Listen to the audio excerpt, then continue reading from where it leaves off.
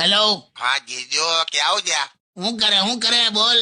અરે જીજો તમાર કોઈ ભાઈબંધ પાસે મર્સિડીઝ હોય ને તો કહેજો ને, આપણને કોઈ પણ મોડેલ ચાલશે. હે શું વાત કરે? એટલે તું ખરીદવાનું એમ? ના ના, મારે ખાલી એના બોનેટ પર બેહીને સેલ્ફી લેવી છે. તારી હમણાં પાછી છે ને જીજુ, મેં ફોટો છોકરીઓને મોકલીશ ને તો પછી ઇમ્પ્રેશન પડશે. કેવે કાલાકટ્ટા, હું જા તારા ફોટા ખબર છે ને કેવા આવે છે?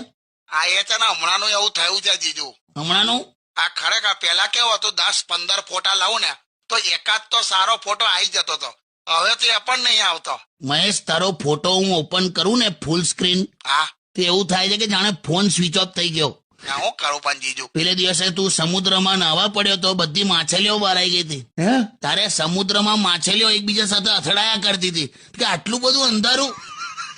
પણ તો પછી જીજુ મેં કયા ફોટા મોકલું?